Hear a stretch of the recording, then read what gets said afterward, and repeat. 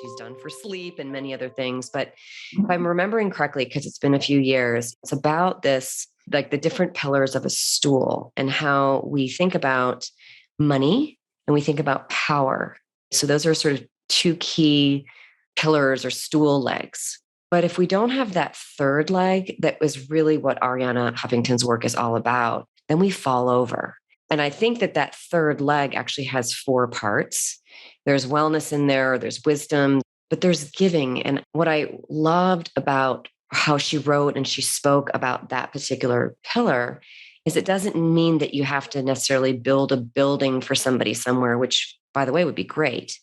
The examples that she gives are just like being nice to the person that's checking you out online, or stopping to help somebody that looks lost, or just being aware instead of rushing by people and not even taking in that time to gift them with your presence, by acknowledging them, like you're giving people a gift. So that third leg, that Arianna Huffington wisdom and giving and generosity doesn't have to be that complicated. I just want people to understand that, because a lot of times people go, well, I'm juggling 2 jobs and I have 2 little kids and, my life is really complicated.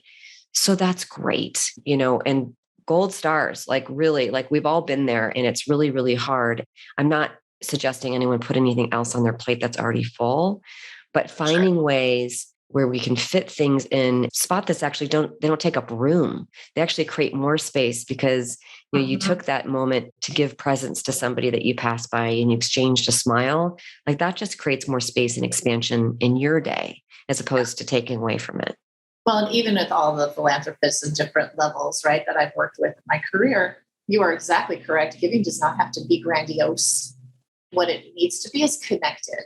And I think that, the renewal that we're talking about, it's, you can give your time, you can give your treasure, you can give your expertise, right? There's a lot of different ways to do this. But I think what you're saying, and I couldn't agree more, is make sure that it's something that energizes you. Right. Yep. So right, even those of us who work in nonprofit a long time, it can be very draining. There's no doubt about it. You work for a 501c3 nonprofit, you're duking it out for limited dollars and you're, trying to get the job done from your heart and, getting a lot done with very little resources. That's sort of the norm of our nonprofit system.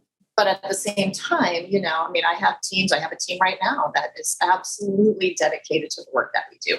They come in every day, energized, working their tails off to generate this change that we really want to see. But, that's our job. What we're talking about here is how do you bring that just into your life? And again, it is connecting back to your own set of values, concerns, needs, dreams. What do you look at that upsets you that you want to make different? Can you connect with an organization that could use your help?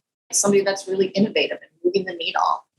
Organizations, people, your church, your Boys and Girls Club. And I'm sure a lot of people sort of operate this way on one level, but there's a way to go deeper, I think, that serves your heart in ways that are world changing. Let's just be blunt about it. It's true. You might think it makes no difference at all. It probably does.